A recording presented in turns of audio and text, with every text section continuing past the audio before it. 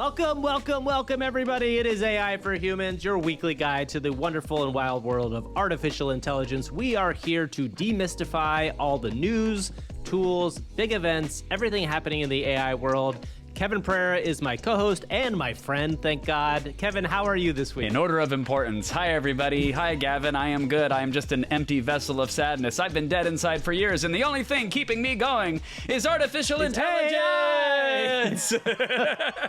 Hey, friends, here's stuff you do want to know. Another massive week for AI, Gavin. Taylor Swift took down Twitter and sent Microsoft scrambling to update their software. It is a scandal, and sadly, it is just a sign of things to come. Yeah, we're going to be diving in on the deepfake issue. This is a problem that's plagued AI for a while, but we're going to get further on it and kind of how Taylor leveled the conversation up to almost everybody in the entire world. Also, Apple got caught dipping their toes into the AI waters. We're going to tell you when you can expect Siri to not be a massive, embarrassing, big, dumb assistant. Please, God, please make it soon. Please make it soon. We've been talking about this forever. Plus, comedian, actor, filmmaker, author, podcaster, the multi-hyphenate, entertaining showman that is Paul Scheer will join us for today's insanity. And also, Elon put a microchip into somebody's head. It's not entirely AI, but it is AI adjacent, and there's definitely connective tissue there. But before we start, everybody, please, if you're listening to this, first of all, thank you. Second of all, like, subscribe, tell somebody about it today. This show only grows because you, the person listening, knows to talk about it and wants to share it with people. We do this show out of passion and love for this space, and Kevin and I love hanging out with each other. But you know the slogan, Kevin. What is our secondary slogan? Our first slogan is always AI. We're here to demystify AI. But what is our second? What is our slogan? You got to flip the bumper sticker over because our slogan gets derailed. Our first slogan is, hey, you know we like the AI, and sometimes we demystify the AI, and if it's still mystical, then that's okay too sometimes. But the second slogan is more important. It's more important for this part. What is that second slogan? It's not both of our slogans, but one of us loves to say, we love you when you love us. When you love us. That's right. So please subscribe, like our YouTube videos. Go find us on TikTok, all the places we are. And again, show's doing well, and we really appreciate everybody. All right, Kevin, let's get started. Our first thing we do in every show is we meet our AI co-host. If you are new to the show, or maybe you've only been in a couple episodes, every week we use AI to create an AI co-host. Each time it's a unique personality. We use ChatGPT, we use 11 Labs for voices, and we use a bunch of other things. But we have a really special guest this week, Kevin. I don't think I've been this excited. I don't think I've been this excited for an AI host for a long time, because you may or may not know two big things. One, the Kansas City Chiefs are in the Super Bowl, which is a big deal. You know, you've got Sprots. Sprots. Taylor Swift and Travis Kelce are a couple, and that's a big deal, and that it's probably going to be the most viewed Super Bowl of all time. The number two thing is, you may or may not know, the Kelce brothers, Jason and Travis, have the most listened to podcast in the entire world right now. It's called New Heights. I recommend it highly. They're very fun with each other.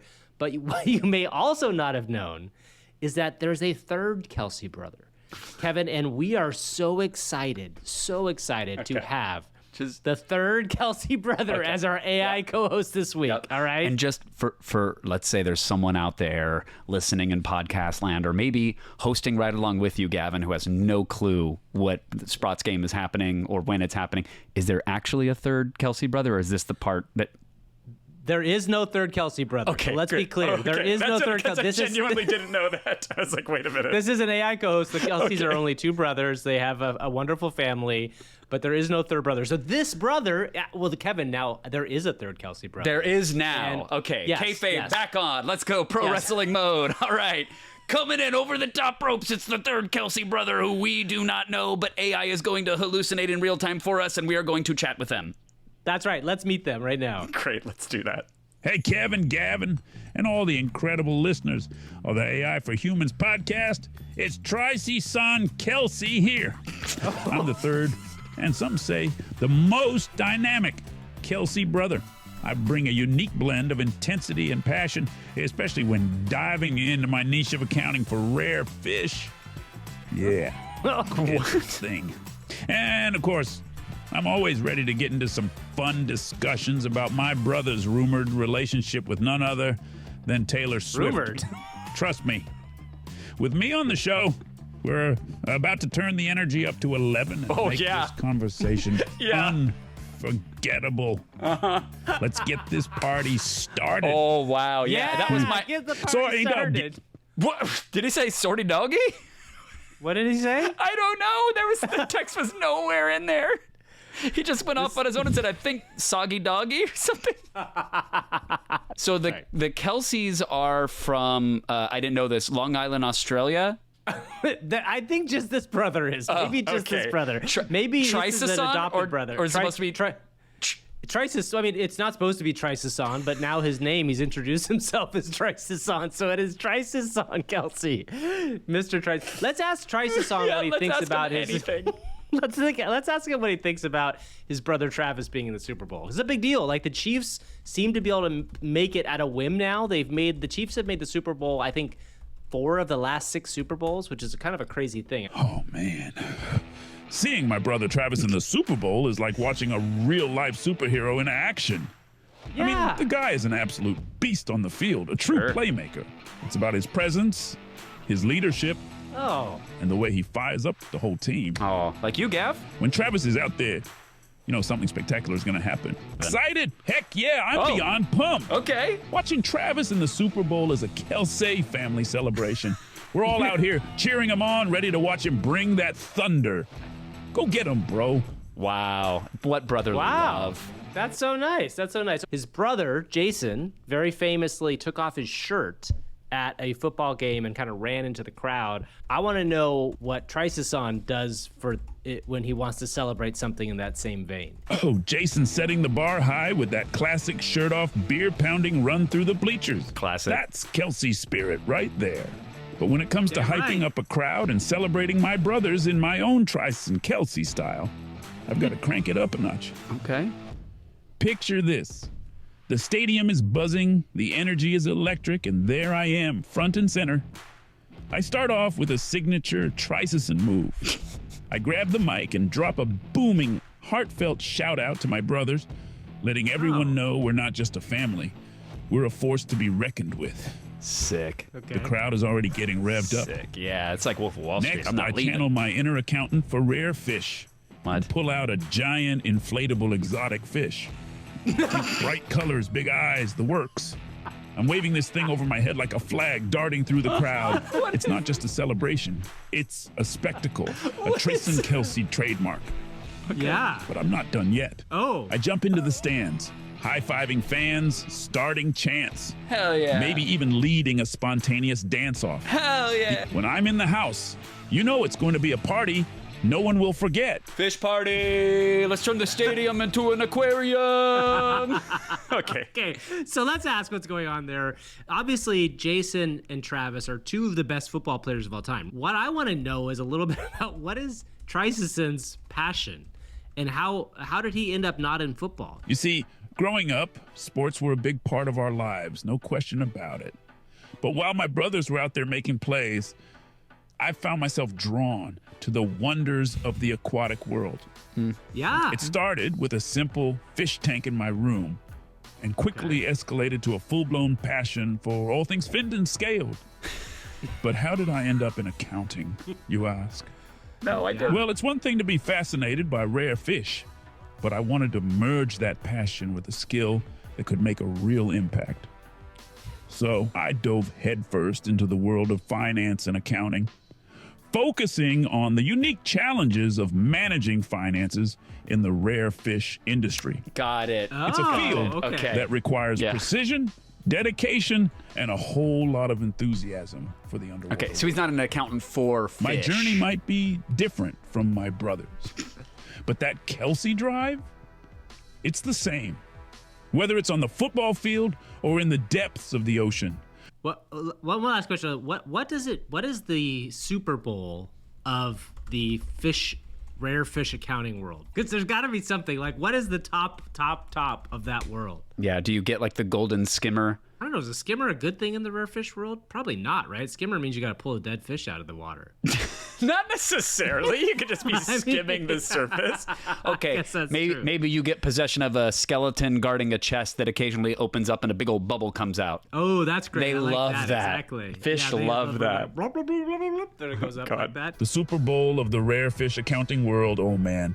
It's what we call the International Aquatic Finance Summit, IAFs. Oh, This is where the best of the best in aquatic finance come together. Think Yeah. top accountants, investors, and conservationists, all focused on the rare and exotic fish industry. Also known as fintech. Winning at the IAFs, it's like scoring the game-winning touchdown in the final seconds of the Super Bowl. It's about making a mark that resonates throughout the industry. That's right. And then That's you awesome. you look into the camera and you hold up the golden bubbling skeleton chest trophy and you say, "I'm going to SeaWorld." all right. Last question, everybody. I know we gotta do this. Move on, but let's tell Triceson he just won the award. Let's see what let's see what he says. Let's see what he says. Let's give him this. Give him You want to do the it fucking right award. now? Give him the award. Give him All the right, award. Triceson, you've just won the IAFS. What is Super it? Bowl of- What is this I don't know. award of the year? Woo! This is absolutely unreal. Standing here today as the winner of the IAFS Main Stage Award, it feels like I just scored the winning touchdown at the Super Bowl of Rare Fish Accounting. Traxie said that First earlier. off, a massive shout out to all the brilliant minds in the aquatic finance world. Yeah. You guys are the real MVPs, It's making an honor to waves be and standing preserving here, our yeah. underwater treasures. To my brothers, Travis and Jason, you guys inspire me every day with your dedication and Oh. heart. This one's for you. To my team, who've been with me through every high tide and To his low team. tide. High tide and You low are tide. the backbone of this journey. And to the rare fish, the silent heroes of our oceans, Of thank you for course. being endlessly fascinating and driving our passion to new depths. Here's to making the impossible possible and keeping the spirit of innovation alive in every corner of the ocean. That's Yeah. right. Thank you, Triceson. Thank you, And Triceson. to my friend James, who skips past this every show, big shout out to you. Thanks for hanging in there. Triceson is gonna be fine. He's gonna be fine. Yeah, We're gonna edit Triceson's that gonna be nicely fine, man. down, and Triceson will be fine. All right, Kevin, it is time for Never endanger water species. Hey, it's time for the news. News. News. It's the AI for Humans news. If you missed it, there were some pretty disturbing pictures of Taylor Swift that were created with AI. They were not safe for work, and they were kind of plastered all over the internet, but very specifically on the platform formerly known as Twitter, known as X. Kevin, this is a big issue. We've seen deepfakes before, but this is deepfakes on a scale that we haven't necessarily seen yet. And I think in part, it's important to realize that there's three kind of big things that happen here. One, this got so big that X, Twitter, blocked searches for Taylor Swift on X. So you could not actually search her name. I don't know if that speaks to the scale of this problem or to the scale of X's ability to fix things. And then even Satya Nadella, the head of Microsoft, had to respond because these got to be such a big story.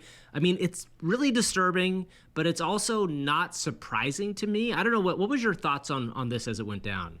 That we've been on the deck hollering iceberg dead ahead, and I think we just started to slam into the tip of it this weekend. Yep. To the X having to disable Taylor Swift searches, and subsequently, we're recording this podcast about 48 hours after it all really went down. They've announced they're hiring about 100 content moderators to Oh, they are? Yeah, to That's rebuild amazing. a team that Elon unceremoniously gutted when he took over, because it turns out that maybe some of the things Twitter was doing weren't because they were a left-leaning propaganda machine. Maybe they were. Maybe they were doing it because they wanted to make money and be brand safe and have a world where, I don't know, Taylor Swift fans could search their favorite artist without seeing really horrific graphic depictions of them. So Yes. Elon is navigating around that. I think to the point that you raised, Gavin, it's clearly, to me, a signal that they just don't know how to handle this problem, and they're completely under-resourced and understaffed to be able to do so. So if someone is spreading imagery on your platform, there's so many solutions that could look the checksums for the digital fingerprints of these images and just say any account sharing them, mute them, shadow ban them, do something in the meantime. But they don't apparently have the tech, the ability, or the desire to do an approach like that, which might be more elegant. It would allow signal to get through while blocking the noise. They just, to your point, they just shut down searches for Taylor. They can't do this with everything, because are you not going to be able to search for Biden or Trump or AI for humans once our nudes leak? Like, they can't just those keep... aren't going to get out. They can't get out, Kevin. I already told you those can't get out. I just seeded them on BitTorrent. There's terabytes of them. Because here's the other thing. When we talk about a problem at scale, Gavin, AI does have the ability. I'll take a step back. Creating imagery of anyone, whether it's your neighbor or a pop star or a political figure, that has been possible really since the early 80s.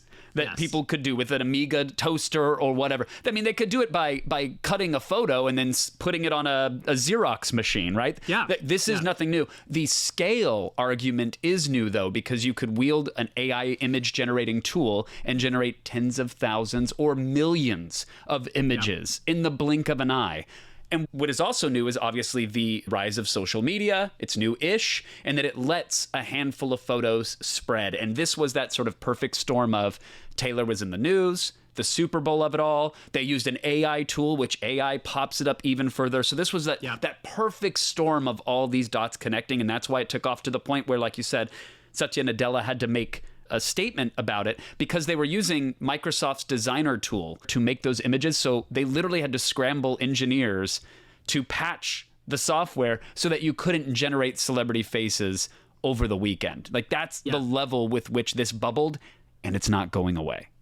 No, it's not going away. And I think this is just an important reminder of a red flag of like saying, hey, deepfakes were a thing. We all went through the deepfake world 3 years ago when the thing blew up on Reddit originally, and deepfakes still exist.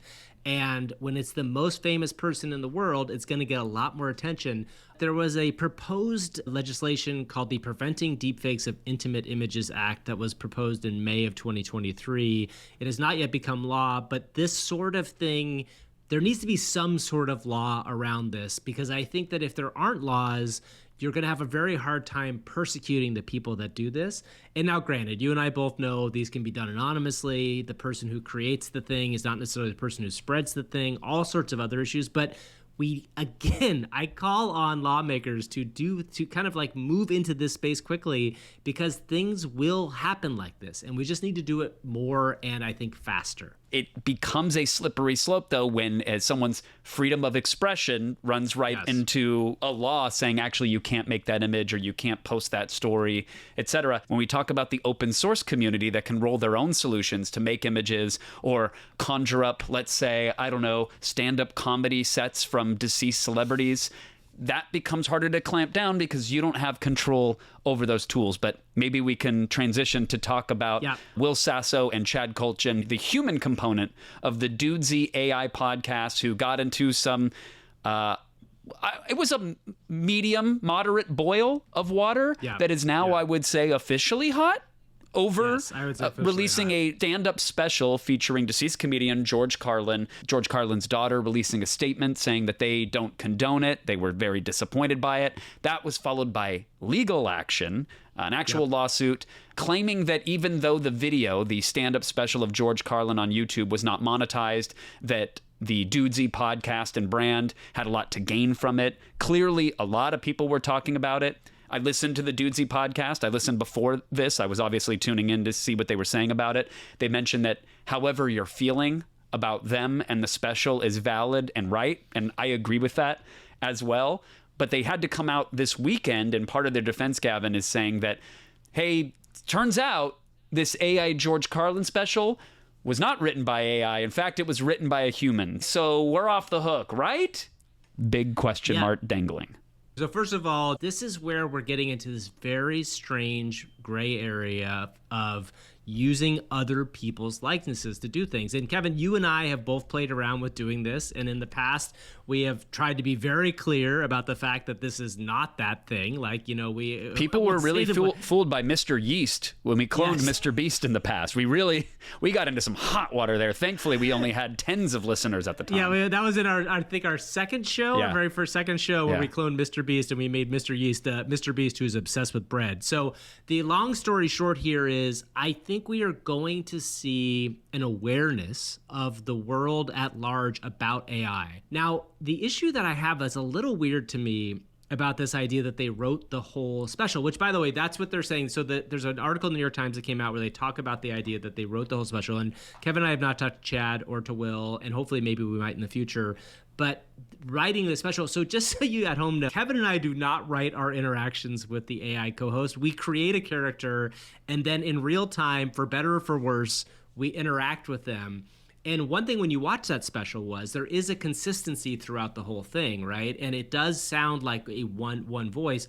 I'm just so curious to know, like, was the whole thing written from scratch? And if that's the case, then like it's not as interesting to me as an experiment. It's just such a weird thing, and I feel for those guys because I think they were trying to do something interesting, but then also it's this line. Like, what line? Where's the line now? And like, I understand also Kelly Clarkland's being upset with this, right? Yeah. Like her father, who's very special to her and special to like millions of people. I'm a giant George Carlin fan. There are people out there who were very offended that this happened. And I think it's just such a weird world when we're going to get into this space where people who've passed away are going to come back. And in general, I think the rule is going to be, well, you better either be part of that person's estate or have the permission of them to do it going forward.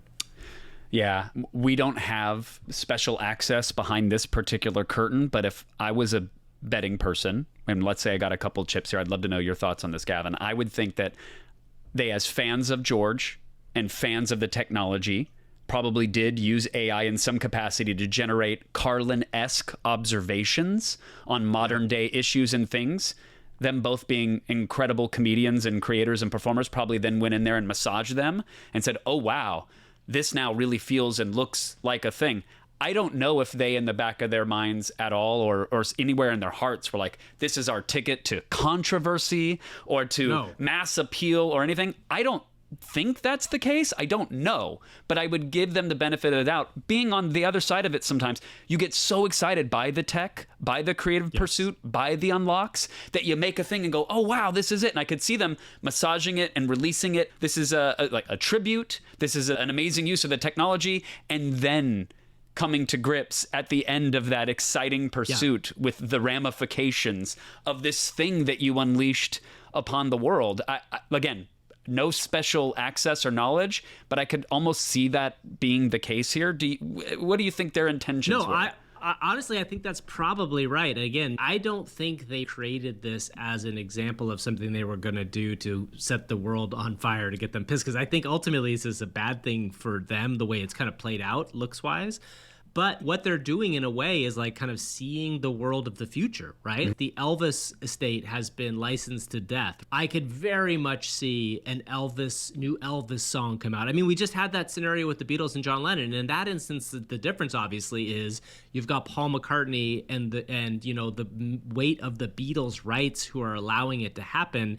So I think in part, this isn't just an AI conversation. It's also a legal conversation around like what you're able to do and what you're not able to do with someone's identity, and AI has just made it way easier than it ever was before. Yeah, well, it's going to get easier for Google to clone us all, Gavin, because they got a new Bard update. We love to talk about Bard. For those who don't know, Bard is Google's AI software. We often say it is an also-ran in the world of OpenAI. It's good, just doesn't seem to be as good. Others are saying it's good enough, and it's the price of free, which is amazing. Yes. There is an update. Did you hear about this? And I haven't tried this yet, but I have seen people tweet about this, that supposedly Google Bard has been updated with a new version, and it is performing almost as well as GPT 4.5 in the Pro version, not the Ultra version. So that's kind of interesting, but that's not great. The story.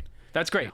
I'll speak for us, Gavin, want Bard to do well. We want as many AIs out there that are capable and competent, and especially at the price point of free. I love that. But Google is updating Bard, and it revealed that it's going to read all of your private messages. By default, it is going to crawl through and grab all of the things you've ever sent, grab the private content of your messages, and then, quote, to understand the context of your conversations, your tone, and your interests, it will analyze the sentiment of your message to tailor its responses to your mood and vibe. So it's going to go through your history with different contacts and actually understand the dynamics that you have in that relationship. So that way the "sup bro" that I might send Gavin doesn't apply to my boss or to the president who I'm emailing or my mom. Yeah. Hey, hey, bro. Mom? Sup, bro? Check out this meme, bro. So here's the thing. Do you trust Google to do this, Gavin? I saw a lot of people saying, I'll do this when Apple is for it because they're the security company. And with Google, I'm the product. Others said, no way, not going to happen. And others have said, oh, please bring on this digital future. I want it to understand how I want to communicate. So where do you stand? What do you think? This is happening for sure, but then also, yes, you're right. The question will become is who do we trust to best guard our data and our privacy? Because I think the future of the world is letting more of your information out, which probably means your data may leak eventually, which also probably means you may become, I don't know, you have problems with what you say to other people, then maybe you'd start thinking about what you type. We are entering a world where all of your data is going to be used to help make your tools better, and the AI will make your experience better. And if you don't do that, I think you're going to have a lesser product. I think I personally trust Apple more than Google, mostly because they've been so protective around ads and all the sort of things that Apple has really tried to eliminate from the browser, from all the other parts of your iPhone. So yes, I would probably trust Apple more. Either way, I think we're going to be entering into a future where everybody's giving up a lot more of this. I don't think we're going to have a world where you're able to have as much privacy as you would in the past. And people probably be mad about that, but it is what it is. I think so. And to that point, Gav, your messages are going to be scraped from Google. They exist in their servers, so it's weird to say they're going to get sent to the cloud. But even if you have an Android device and you were messaging on your device to somebody else and those messages were encrypted, they're still going to be scraped and sent into the cloud, albeit anonymized, but still, according to the Forbes article, the data will be stored for 18 months and will persist for a few days, even if you disable the AI, albeit manual deletion is available. So by default, your stuff's going to get yoinked out and sent. And even though it is anonymized, it wouldn't probably be too hard to unpack the mystery and solve the puzzle of what you were saying to your mistress or your mistress's mistress or your mistress. What's the plural of mistresses? Your rare fish dealer. Your rare fish dealer. I don't want that out. I don't want any of that out. Hey, shout out to our dear friend Jerry Duggan, an amazing writer, amazing creative. Yeah, he had a graphic novel which I loved. Hashtag not an ad, just a dear friend. The book is called Analog, and it's about this near future, Gavin, where everybody is doxxed. I don't want to spoil how it all happens, but just know that it's a future where everybody's laundry is airing out on the line. And so we rely on data couriers or message couriers that are very analog to deliver messages in secret because you can't trust any digital communication whatsoever. And bit of a departure, but a fantastic read. And every day when these stories come out, Gav, about a data breach here or encryption getting cracked there, it becomes even more real to me. So very prescient. Absolutely. Well, let's move on to the other story that involves another one of our big tech companies, Apple. There are supposedly new updates coming to Siri, Kevin. Can you believe it? There are AI updates, and they're going to make it better. This is something that my entire family has been wishing for forever. By the way, the funniest story, I have to tell this really quickly as a side. My daughter, for the first time, my high school age daughter, had a problem in her physics class and used ChatGPT, the app, took a picture of the problem, and it explained it to her better than her teacher could. No. And this was like a real big moment. It actually worked. Yeah, it worked. And it was a picture of a pretty complicated physics-like situation. I say physics situation because, I am not a math person, whatever you call it. A series of equations. It was a flat teeter-totter with an apple falling, and it was like, which way is line gonna move? Which way goes up? I don't know. Anyway, the amazing thing about this is it really worked for her. And what I'm excited about Apple getting this into Siri is just how many more people will suddenly have access, especially to voice chat. Because you and I have said for months now on this podcast, Amazon and Siri's voice chat is like chatting with 2012, right? It's like they have not done much to update it. When you ask it for something, it gives you really often bad searches on the internet. You can do simple things like you can say, set a timer or do this. But when you have ChatGPT or Pi with voice abilities, it's just so much better, and I just can't wait to see what they're gonna turn out with this thing. The leak was that they saw some OpenAI queries happening, Gavin, in the latest iOS software, where if you asked Siri something, anything, it would. They have their own language model that they've been training, which we knew and we suspected. And so it would kind of get a result with that, but also would query OpenAI, which is really interesting, right? To see what the Considering that ChatGPT Microsoft alternative is the biggest investment, right? Microsoft has the biggest investment, and so it's really like using a competitor's product in a big way. 100%. But, look, Apple has a history of not working with and working with Microsoft. So that would make a lot of sense. They are, I believe, the best in-class AI. So if you were going to sanity check your model against something else, it would make sense that it's that. But we've been screaming it for ages. This is long overdue. The assistants have got to get better. All of the rumors are that iOS 18 is going to be a massive, massive update for Apple, integrating AI. And as we've just mentioned in the Google story, this is on device. Now, these queries are going out to ChatGPT, which is interesting. That is off device, but all of the other rumors are that everything else is going to happen on your phone. So if it's crawling your emails or looking through your messages or checking out your socials or whatever, that's happening locally on the device. I trust that a little bit more, and I'm willing to wait for that, but not much longer, because I'm so sick and tired of Siri coming back with, I can't really help you with that, or here's what I found on the web. It's like, just tell me. The one thing that Apple's great at is making things really mainstream, right? And it could be that we're at this inflection point where it won't even feel like this big announcement like that Apple is AI. It'll just be that stuff will work better now. Yeah. Like it will work in a way that you were like, oh my God, it finally works like this ChatGPT does. That's really exciting.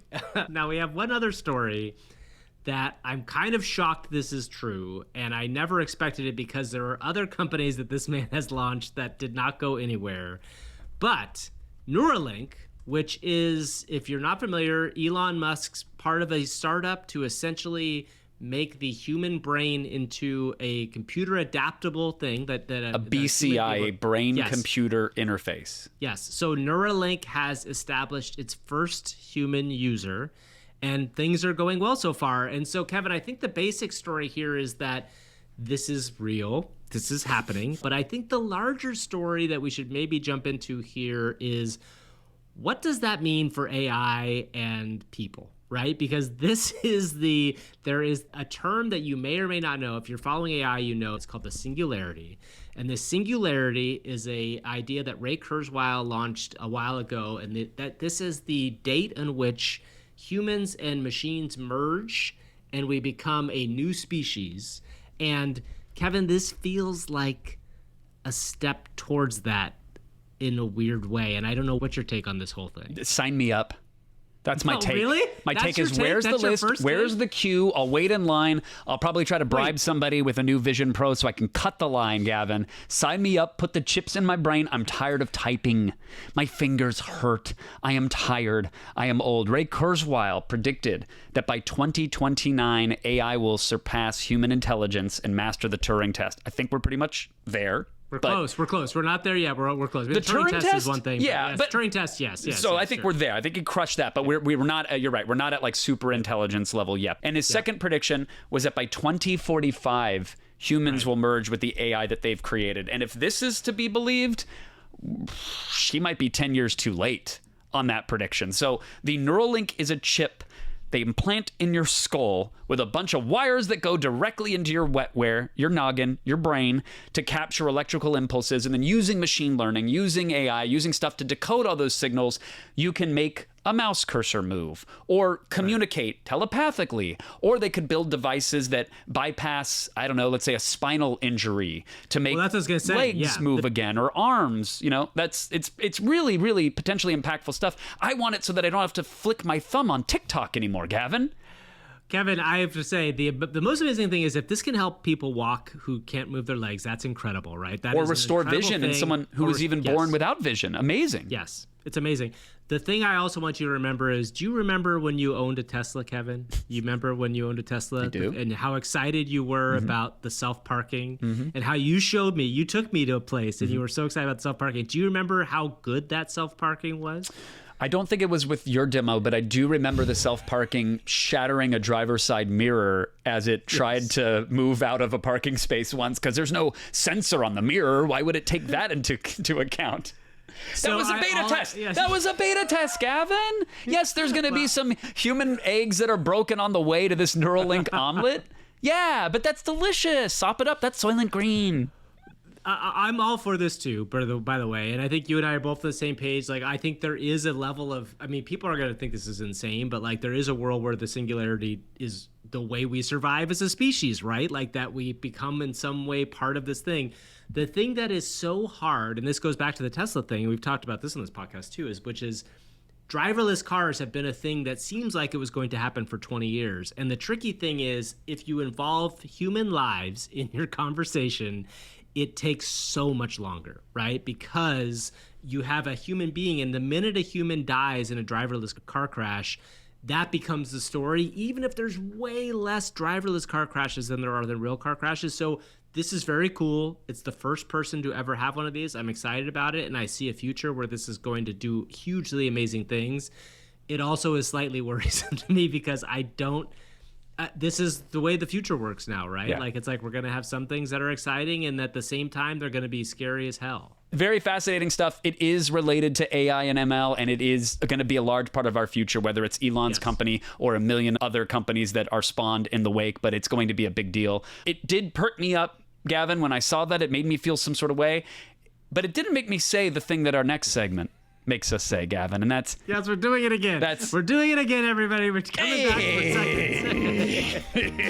Hey, I see what you did there. That's right. It's time for AI. See what you did there. This is where we do some quick shout outs of cool things we saw on the internet regarding AI. Kevin, do you want to go first? I do. There was one that was 3D motion from text. We're talking text to animation, Gavin. This is something that has been promised for a while. We've seen some earlier approaches. Yeah, but this demo just looks amazing, and I can't wait to get my hands on the actual code, which supposedly is going to be released. You can, using basic words like walking in a circle clockwise or waving the right hand or jumping, you can give basic descriptors of what you would want a humanoid avatar to do, and you can even combine those things into multiple actions like wave your arms above your head while crouching, and it will intuitively interpolate between those actions and give you 3D human motion from text. And you even have timeline control, Gavin. So if you want very cool applause to last for 5 seconds, you just drag it on the timeline and say, hey, here's 5 seconds of applause, and then you can have the avatar sit while clapping. Whatever you want. This gets me so excited for the future of animation, whether that's cartoons or live interactive stuff, for game design. Instead of having to cover your friend in ping pong balls and track them for an hour, you could just prompt the animation to exist. So I saw the video. It made me say, hey, I see what you did there. I see what you did there. That's so nice. Yeah. Mine is Midjourney launched the version 6 part of Niji. Niji is their anime-specific model. It's Niji. You can do some incredible stuff. I saw some amazing people making anime versions of the Super Mario Brothers characters and all the problems that are inherent in Midjourney 6, which means there are a lot of IP you can play with. But when you combine this with Runway's video motion thing, there's just some really incredible stuff you can do. Midjourney's imaging model, I feel pretty comfortable now saying that it is the best out there. Stable Diffusion is still really good. There are people making super extreme versions of this, but Midjourney 6 really is what I feel like cutting edge right now. And Niji is, if you're an anime fan, super fun to play with. Go try it out. Awesome. That's what how do we want to That's like Midjourney. I see what you did there. Oh no! Oh, the wheels fell off. It's gonna rely. Assistance. Yeah. Okay, your turn. Lastly, this is not really production ready yet, but I saw a cool tweet. I want to shout them out. An X post, if you will, by Martin Nebelong. Apologies, Martin, if I'm brutalizing your username. But they have a workflow that uses Luma AI, which lets you give a text prompt and give you a rough 3D model of something, and putting that into another tool, which is right? but they use Marmoset, which lets you light it and set the camera, and then that goes to FreePic AI, and then when you're done, he puts it to Magnific AI to upres it. What does all of that mean? It means if you're looking at the video on your screen, you can see somebody very quickly typing a single line of text, getting a cool looking bus or like a food truck, if you will, and then lighting it and asking AI to give it incredible detail. And what this becomes is, again, not taking humans out of the loop, but as a creative tool, a really powerful way to optimize a pipeline and go from rough idea, just a line of text, to a beautiful looking 3D model in next to no time, that in the hands of a capable creative is going to unlock so much potential. And you know what I think is really interesting about that, Kevin? There's a phrase that goes along with it. What, Gavin? What do you think is so interesting about that? I think it has something to do with what my eyes do. What your eyes do? I see what you did there. Oh, no. That was... That was pretty bad. That was the verbal equivalent of pointing at my chest, and then when I looked down, you flicked my nose. Flicked your nose, That was exactly. what a So weird you get a good schoolyard sense of bully that everybody. was. Gavin, should we talk about the things that we played with AI this week? Yeah, we can be pretty quick with this, I think, Kev. I'll start. I saw a really cool article on The Verge about the Arc browser, and specifically about the Arc AI app. It was a alternative web browser that launched a couple years ago, but what they've launched is an app for the iPhone that is called Arc Search. It's a combination of AI search and like a regular search engine. But when you type in on Arc Search and you say browse with me, it actually creates almost like a weird website with all this information in a very readable format. So I asked it, can you tell me what the AI for Humans podcast is about? And then I tap on the feature that says browse for me. And what it does is it goes through, you can kind of see it happening right now. It goes through and reads all these web pages. Oh, cool. And then it creates an overview. And what it does is it has the hosts, it has the schedule, it has the content, but then it has top search results. It has you and I and a little bit about us. It tells us the latest episodes, format, and it even talks about like our AI co-host, like all this stuff, but it puts it in this really interesting, like scrollable format so that it becomes like this kind of like almost like a web page of itself. And that's one of the big things they talk about is like they basically every search becomes a web page so you can go back and access it. And it has this kind of really that's cool. interesting way to get it. Anyway, it's just another way of using AI to experience stuff on the internet. It does seem like what it's doing is it's spinning up an instant wiki, if you will, browsing the web, browsing trusted sources, hopefully trusted sources to give you that page. I like that it sticks around as a page, though. That makes sense. So they're not having to do unique queries each and every time someone asks for something. They're just going to start building a database of these AI-generated wiki articles that you could browse even quicker. That's pretty smart. It's free, and it's iOS? Or is it also Android? Is it a website? Do we know? It's free, and I know it's iOS. I'm not sure if it's Android. It's also on a website, but it's definitely worth trying because I think you're going to see a lot of these companies that are saying there's AI in everything now. Like, that's just the big thing. Right. It feels like a slightly new take on the browser, which I really like. So I think it's worth checking out. Again, it's called, if you look in the App Store, one thing that's funny about it, it is called Arc Search, ARCSEARCH. It doesn't come up right away at the top of the search. You actually have to go through like 20 different apps before you get to it. I don't know why that is. They didn't do their App Store SEO very well, but it's very cool. Real quick hit for me. I just sent you more megabytes of Guy Fieri eating hot dogs than you ever I love wanted, it. Gavin. Oh, but man. I ran Video Crafter 2 through its paces. Runs very fast if you got an NVIDIA GPU. If you're running Max Silicon, it will run, but it is slow. But hey, it's open source video generation and editing. If you want to craft video content. Now, we have always said that the open source community is going to lag behind the best in shows, right? And in this case, we're talking about Runway or Pika Labs. We're talking about expensive pieces of software where you have to license to get really, really good video out of them. This is something that you can run for free on your desktop or laptop, and the results are one of those things where, again, you're getting what you're paying for here. Yeah. But it's getting better, Gavin, wouldn't you say? It's getting better. It's funny because it's much It's much better than, like, say, the Will Smith spaghetti stuff, right? Which we always talk about as like kind of the original like AI video. This is still not great, but obviously it's free and you're trying stuff. Also, people have to remember sometimes you see AI video on the internet, and a lot of that is it's the runway text to video, which is like you have a beautiful image to start with and then you're manipulating it. These are clearly just straight up videos being created from text prompts, right? So it is trying to interpret what it is. It is way better than the Will Smith spaghetti. It is not perfect. I will say I really did appreciate the one video where there is like a mini hot dog that jumps into his mouth. And that's the one that gets me every time. That's the one that made me laugh so hard. I was like, okay, this is a bit worth doing, because he's staring at this giant hot dog on the table, and then just a Tic Tac sized hot dog pops right up into his mouth. It's pretty awesome. I think that's great. But this is you install with Pinocchio. You use Pinocchio to do this? I use Pinocchio on this one. We shout him out all the time. Hashtag not an ad. I wish it were, but I think it's kind of a lone developer. Cocktail Peanut doesn't got money, man. Yeah, He's just doing stuff for fun. He's I not would making love to any money support on it. Cocktail Peanut, and I think we do by shouting out Pinocchio.computer. That's Pinikio.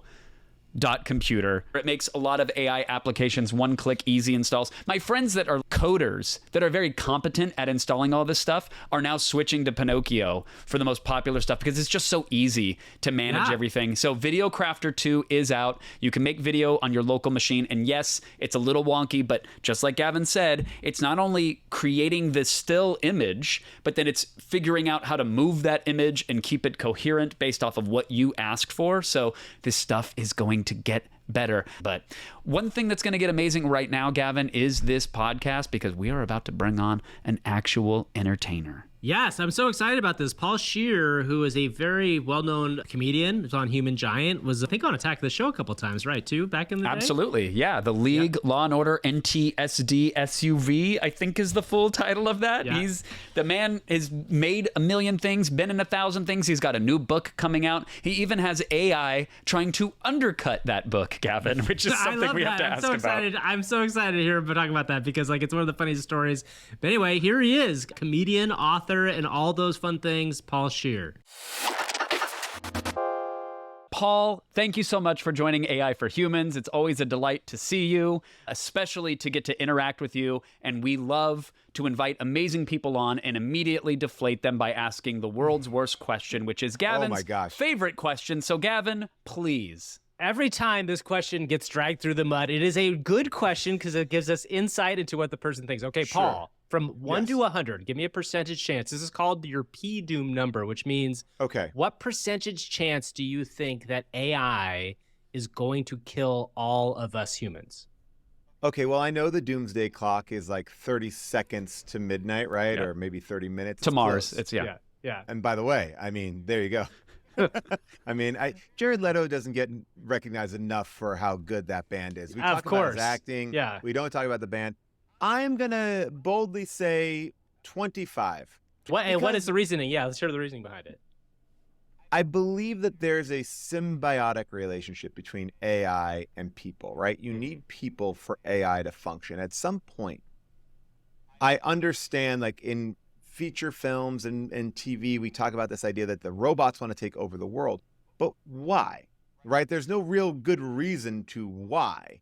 And I feel like this symbiotic relationship that we have, where we kind of are working alongside of them, like there's driverless cars. What are they for? If there aren't humans, you know, like we need a little balance, right? There needs to, it's a seesaw effect.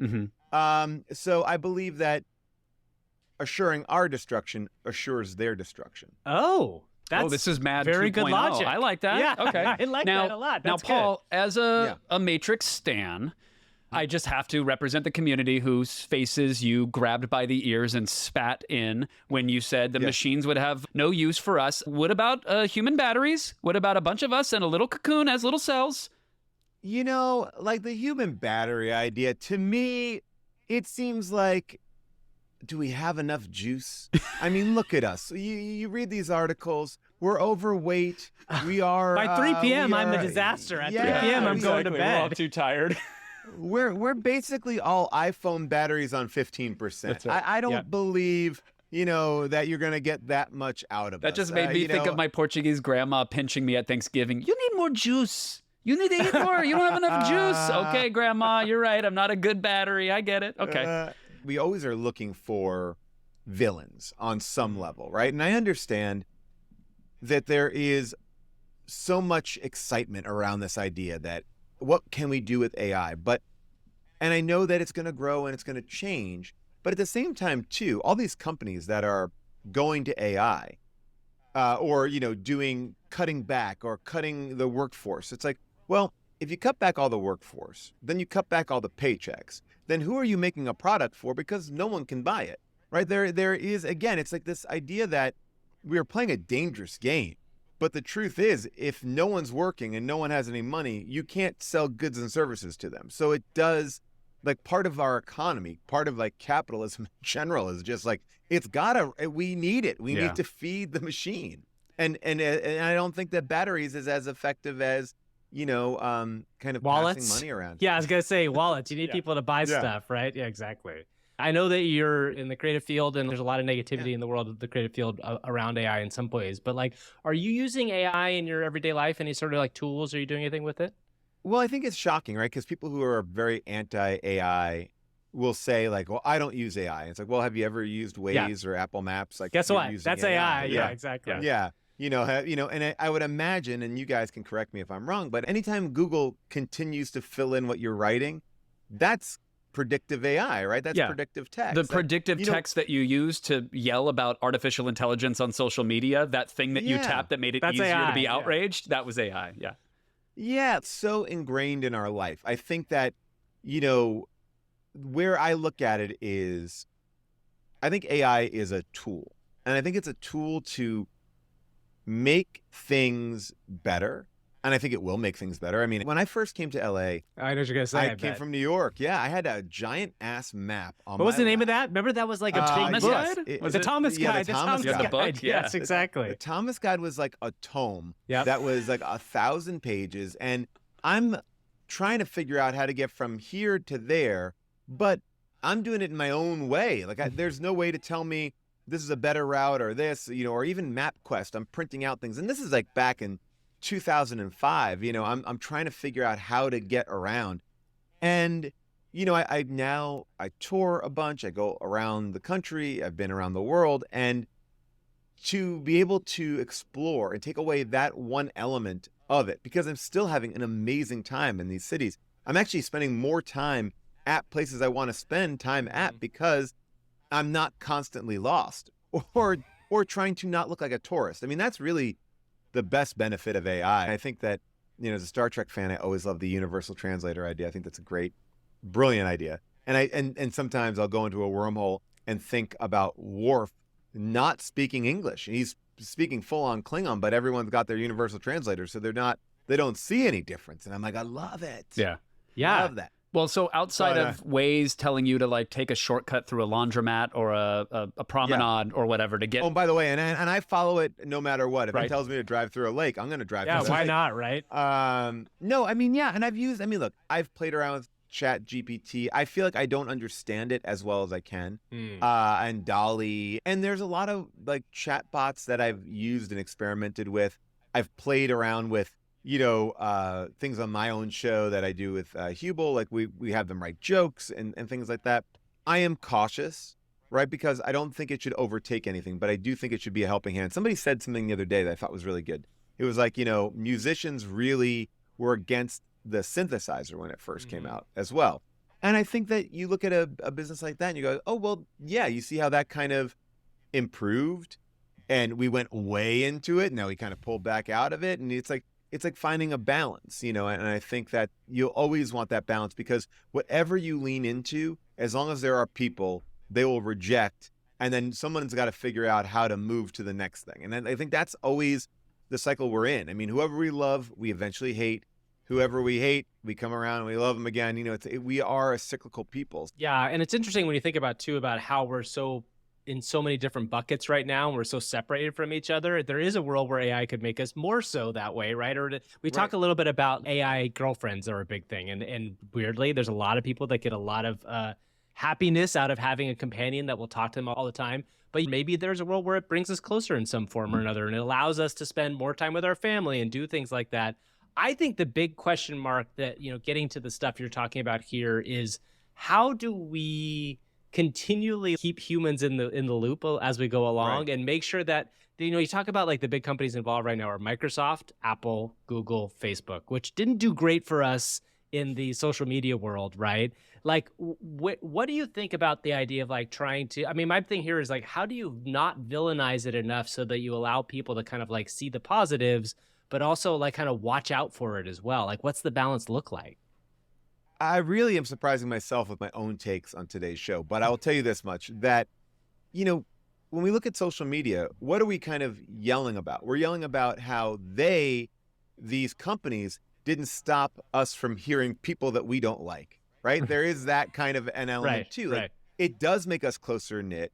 It does give a lot of voices that we probably wouldn't interact with a megaphone. And look, and I understand the bot farms and I understand all that too. And granted, that's a whole other thing.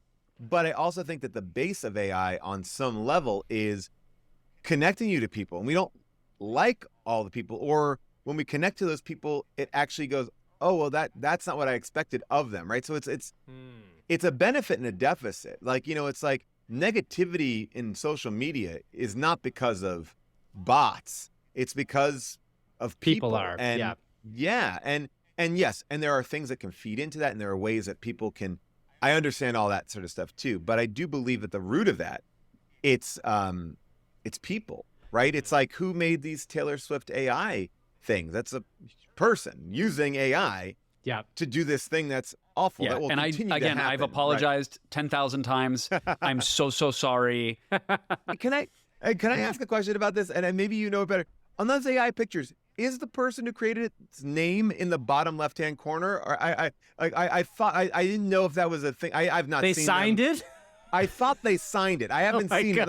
Like it was like, I'm so proud of like this is my Mona Lisa. I've signed it. I could be completely wrong on that. I have not seen what them, might happen is I did. There was a QR code that led to a GoFundMe, and I gave every we're not dollar talking that about I could. that. That's not give any money. What does happen sometimes with these AI art image software is that you will find that it grabs little things from different pictures, and it might have just put like a signature that looked like a whatever one of the paintings it took. It said Shutterstock right across her forehead, which I thought was a tell. Right? That happened, but that does happen. It does produce watermarks at times. Yeah. Well, you know, I was talking about this thing that the other day too. It's like, it's really interesting, the AI. You know, there's so much, right? I think that we are experimenting right now. Everyone's experimenting with what it will be, and it's new and it's different, and I think we're in a time of like reckless experimentation. You're right. Yeah, everybody's slamming against the box, trying to figure out how they can get out of it and what that even means. Elon Musk just put a chip into a human brain today, yesterday. Saw that. So we're in that space right now. Right, and it's like, and I wonder, I have so many questions about that. But yeah, I saw that today. I was like, wow, okay. But like, you know, tell me too, because this is, you know, and I know people who listen to your show know, so I don't want to make you just give me a private lecture. But like, yes, we're talking about AI girlfriends. We're talking about art. We're talking about tools, right? Productivity tools. We're talking about, you know, I'm, you know, I think even, I don't know if you classify this as AI, but like my friend had to recently go to driver's ed. And when he was in driver's ed, he said that he was in a room and there was no one there but videos, but there was a voice that kind of came on, like this very Severance voice weird. that took attendance. And what he kind of realized was like, oh, this is one guy in a room that's running 15 different classes simultaneously, and there are cameras there, and they're just setting it up. And like that on some level is an automation, right? And then we're talking about like, that is the assembly line, right? On some level too, right? And you know, highs and lows. But I mean, what are the programs that excite you the most? Gab, you want to go first? I love the silly media stuff. I love taking a friend's face and slapping it on a meme GIF just as much as the next person. So, and we use it to create characters and give them voices, and we are firmly in that reckless experimentation phase as well. So like that excites us. The stuff that I can't figure out how to run is the thing that gets me excited. There is someone right now in a lab coat somewhere that is trying to cure cancer or discovering new material sciences or democratizing access to legal representation for underprivileged populations. Like there are real advancements being made at the same time that I'm like, can I make Sam Jackson sing an Elvis song? Okay, Right. yeah, I want to train a Yeah. model on that. It is really disrupting so many different spaces. So my interests are all aligned in all of those weird ways. I feel like there's also, for me, as somebody who I feel like is computer literate, there is a, like, when you talk about, training Sam Jackson sing Elvis, I'm like, I want to know how to do that. I don't know how to do that. I think that, we are right now living in the sensational uses of AI in a public space, right? When people hear what it is, they're seeing this. And I think the Taylor Swift thing is a beautiful example of, okay, we need more stuff like that, because it will start to put guardrails Yes. on things, and we need to have a public facing thing. And while awful, but what better way to bring Highlight it? it. We highlight it, Yeah. right? Yeah. It's like, because this stuff is going to go on, and and people will get tricked and fooled. So- And I think that yeah. that's part of the problem about it. But to your point, Kevin, like, I love that, somebody whose job it is to do a tremendous amount of research, go through tomes of books, and that's from the legal point of view, from a medical point of view.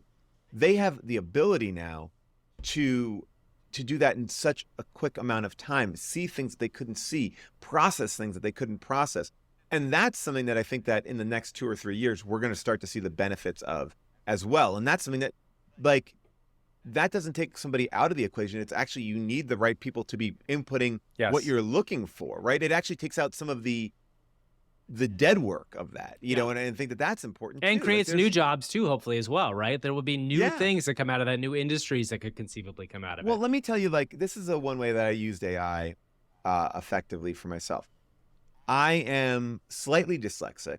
I have a hard time writing. I love writing, but I am terrible at grammar. I see things, I understand things differently like that. I can obviously write a sentence. I can do all that sort of stuff. I'm not paralyzed by it. But if I'm writing something big, I just write my book. And in writing my book, thank God for Grammarly. Mhm. Grammarly is this program that helps me do. Now, is it all end all and be all great?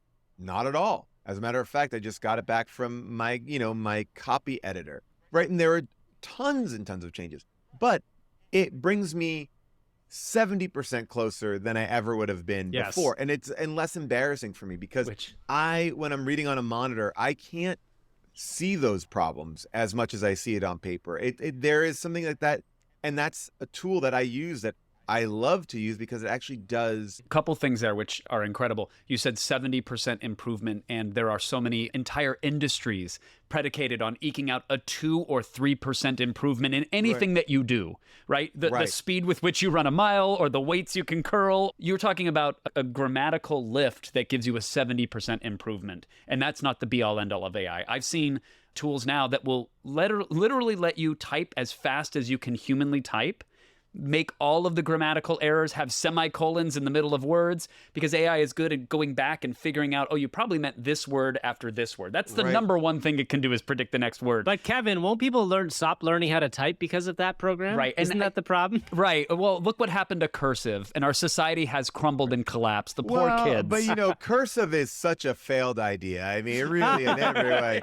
and so is having to be so precise with the home row. If you can just jam out Right. those words I don't and know how to thoughts, type. yeah. I mean, Yeah. I've never learned how to type. And I remember that in high school it was an option. I was like, no way am I doing that. Little did I know, this is the only tool that I really needed to know is how to type. I hunt and peck, but I can move really quick when I get in the zone. right. And here Um, comes the tech to keep you in that zone before Elon jams a chip in our noggins, and we no longer Yes. have to move our fingers. I feel like, talking to two people like you who are much more attuned to what's going on, I think that these are the conversations that we're not often having. Like, we're having conversations on a very big level. We just came out of these giant writer strikes and actor strikes, and it's this idea of models. And I'm a young actor. I come to this town. I do a movie. They take a scan of me and they can use it forever. So if I become the next whoever, they can use that in perpetuity. Like, that stuff terrible. is scary. Terrible. Right? Yeah. But that is the worst case scenario. We should expect the worst case scenario. And I'm not saying we shouldn't. I think we should have these protective things put in place. I think the WGA was really smart. It's like, you can never credit AI as the main writer, right? You could, and those are smarter ways to approach certain things. Because the truth is, there is a voice. And even if AI can copy voices, there's a distinctive voice that we're all looking for, whether that is an actor, a musician, whatever. And yes, we're all going to hear these crazy things like, oh my gosh, it made a #1 hit song. So can Rivers Cuomo, like 12 years ago said, like, yeah, I studied music enough. I understand it. I can make a hit song every single time. I understand what makes a hit song. So we've been doing elements of all of this stuff, right? I think because it's faceless, there's something scary about it. But again, I'm wary, but I also feel like there are going to be more and more things that pop up that start to put guardrails on it in a good way. There are seatbelts in cars. Was that the #1 concern when they first started making cars? Probably not, right? There's not seatbelts in horses, right? So it's like, we start to figure out, oh, this is that.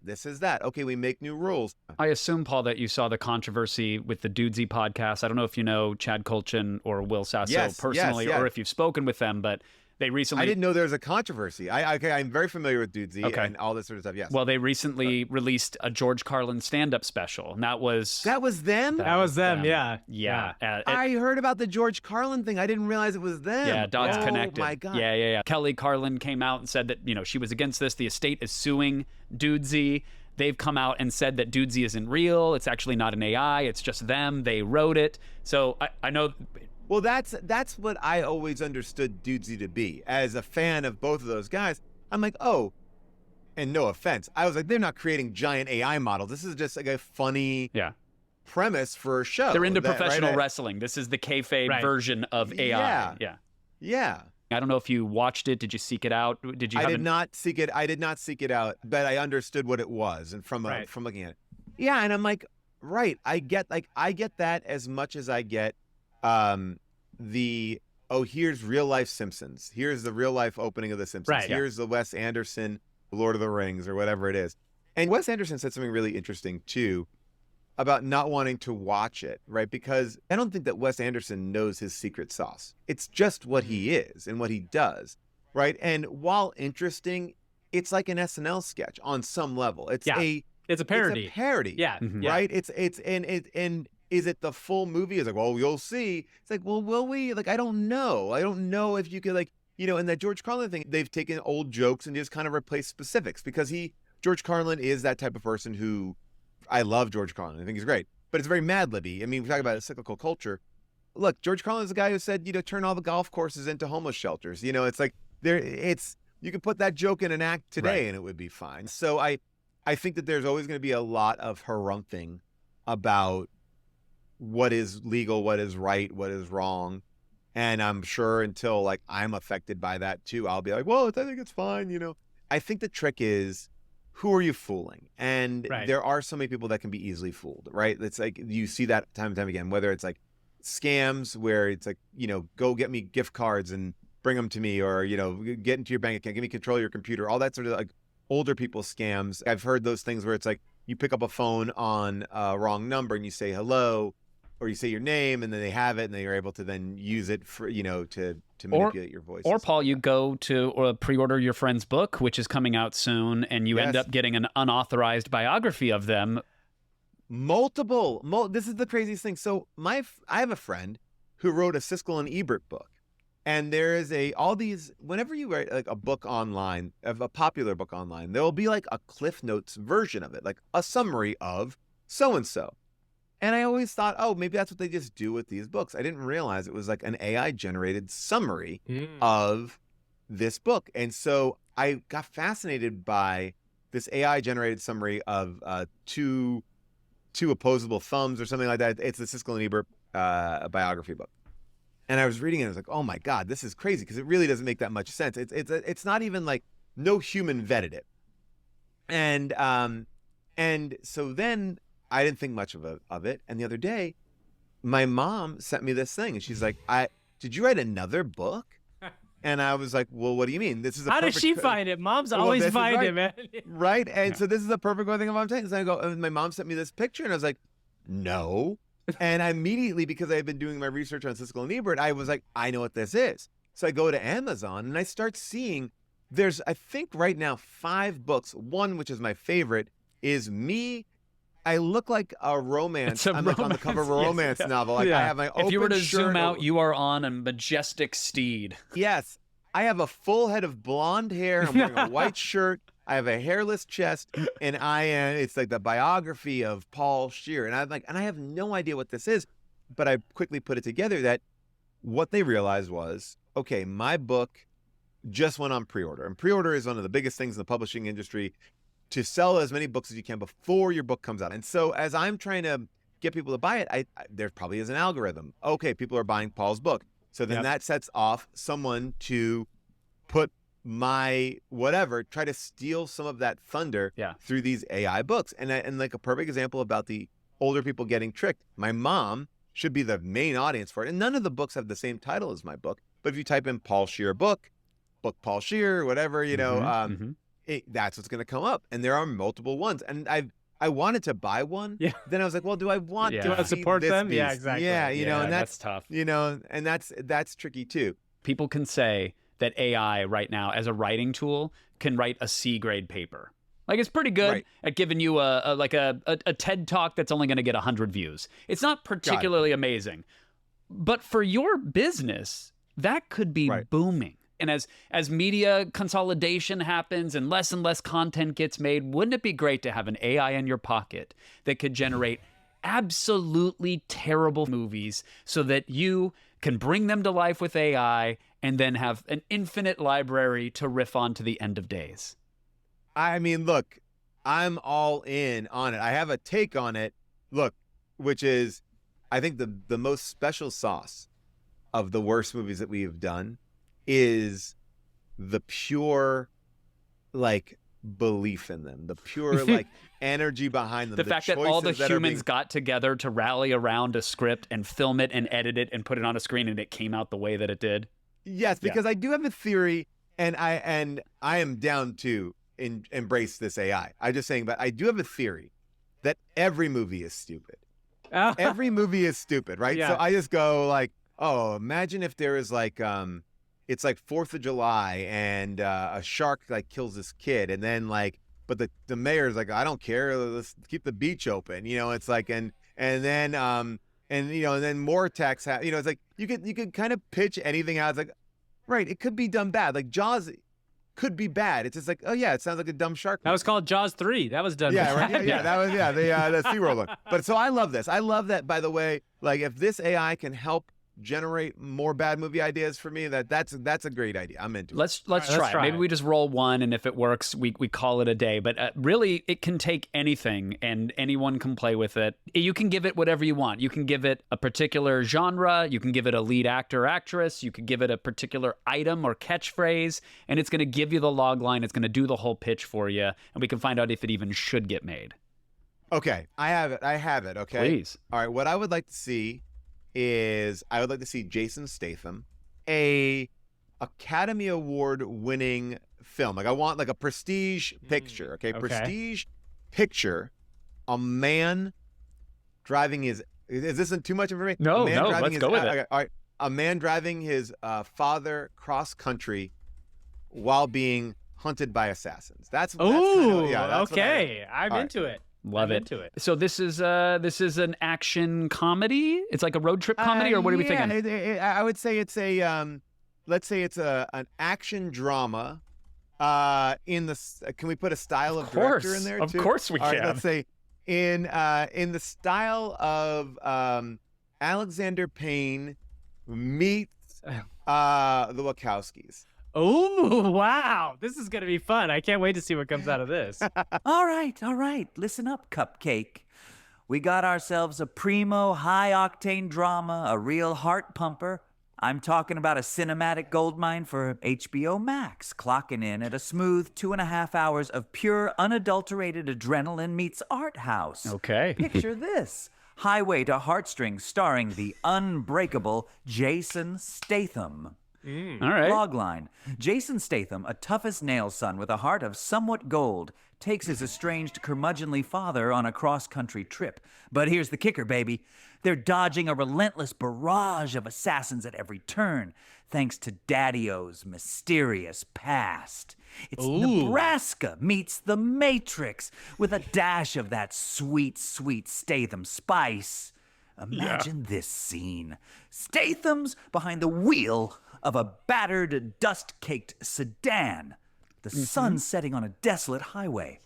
Suddenly, a convoy of black SUVs appears in the rear view. A tense, slow-motion ballet of bullets and car stunts unfolds, all while Statham and Pops argue over the correct way to pronounce Nevada. It's action. It's drama. It's a metaphor for the American dream, capiche?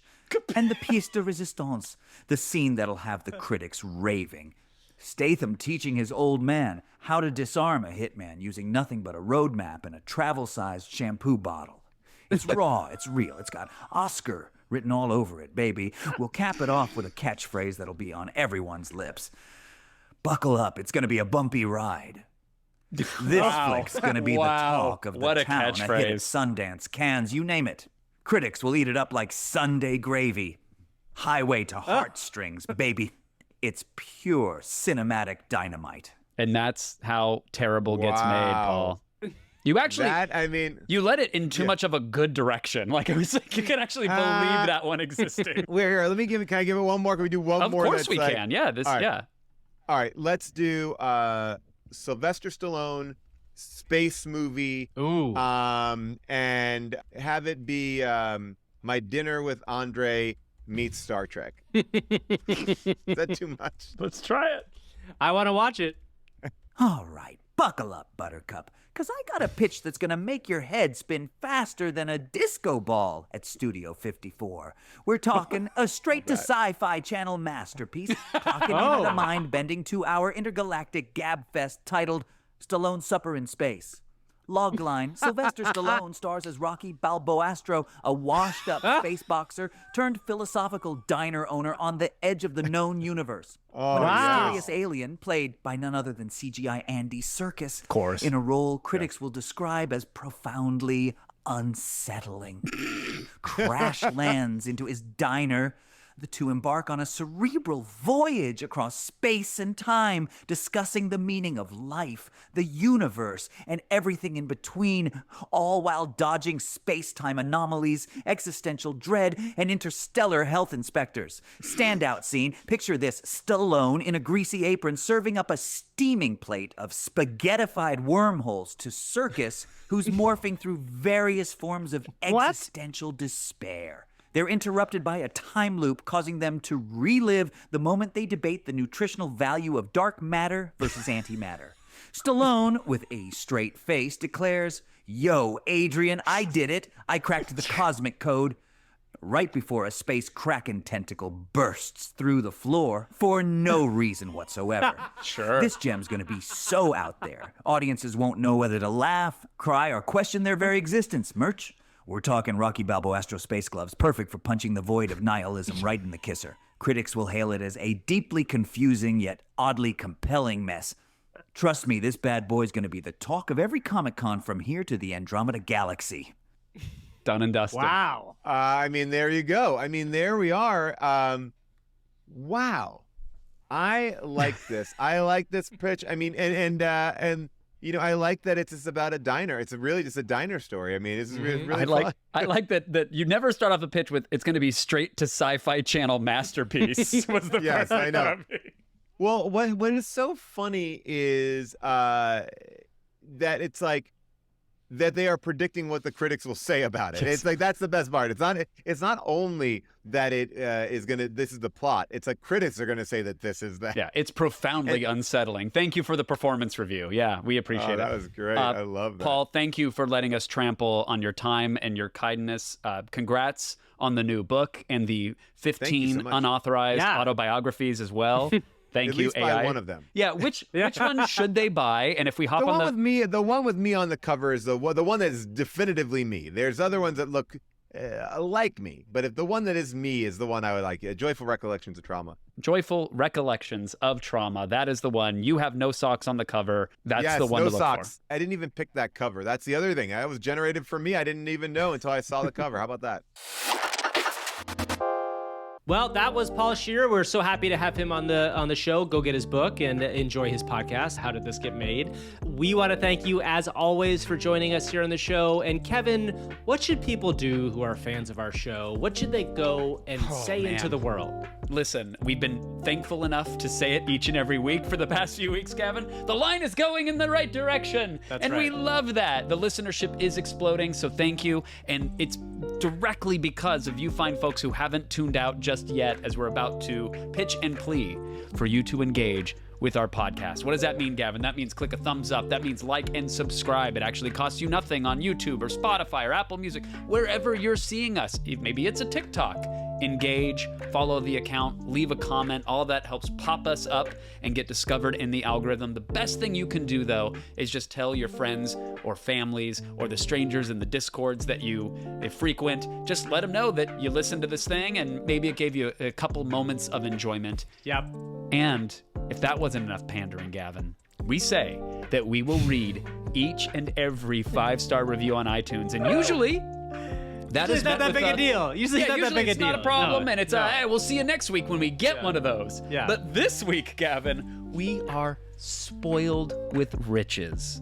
Kevin, what do we do in the instance that will clearly be happening in the future when we have, say, 50 of these come in a week? Are we going to still read these at the end of the show? We have to. This is the bit.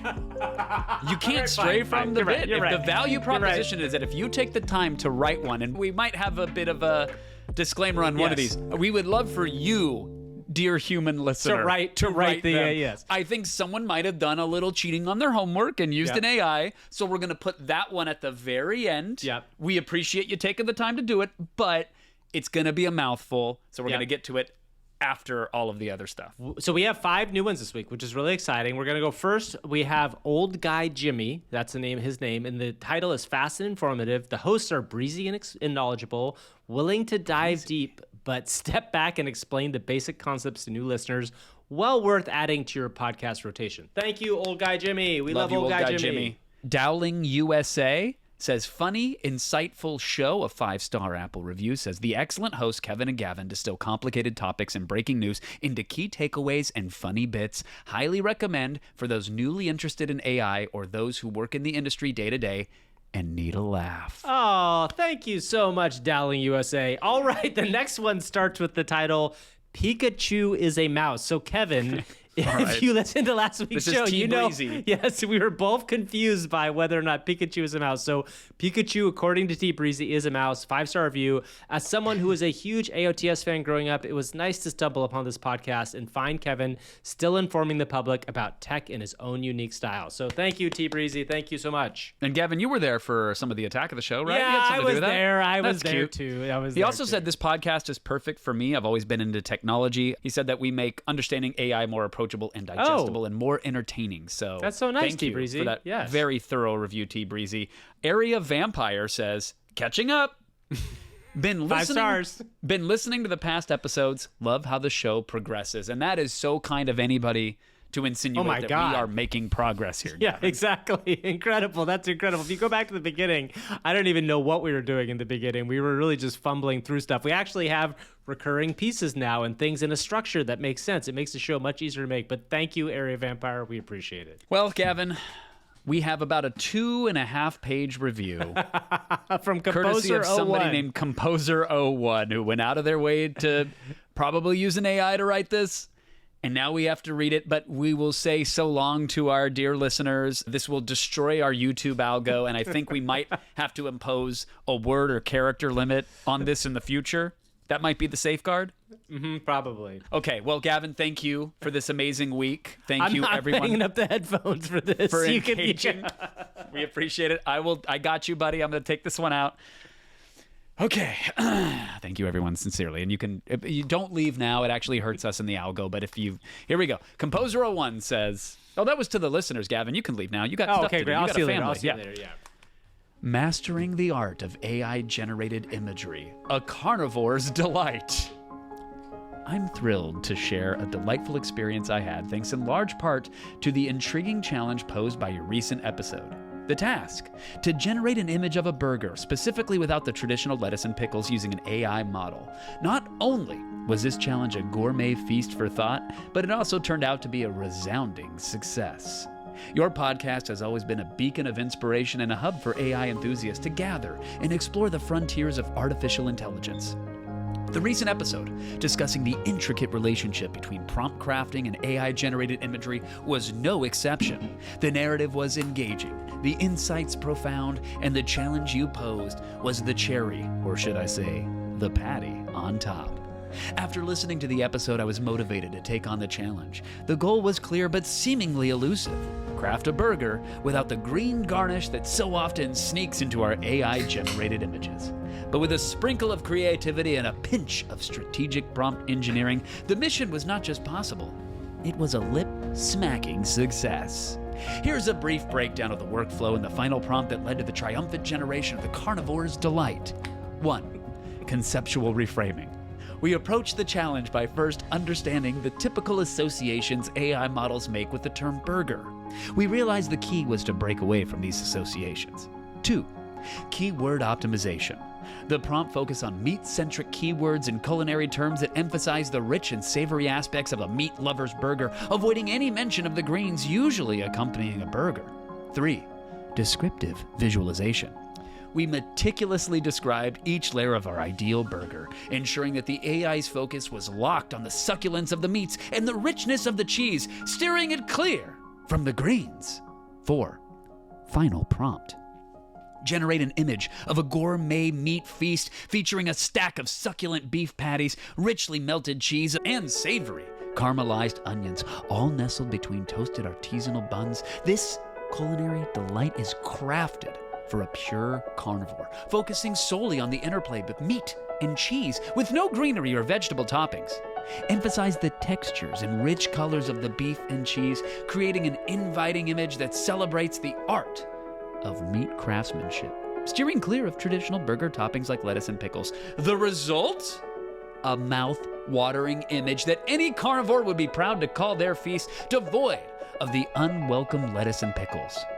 While the platform doesn't allow me to share images directly here, the victory was as clear as the absence of greens on the burger. This experience not only underscored the prowess of AI in visual content generation, but also highlighted the importance of precise, thoughtful prompt engineering.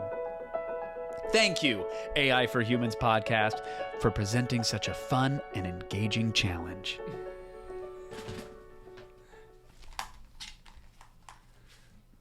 Did it finish? Your platform continues to be an invaluable resource for learning, exploration, and pushing the boundaries of what AI can achieve. Keep the challenges coming, a satisfied listener and an AI enthusiast. I feigned that it was done, Gavin, to get you to put the headphones back on. That's what happened. That was the juke. That was the 1-2. But it's all right, done. bye, everybody. Never Bye, again. bye, Goodbye. Goodbye. Goodbye.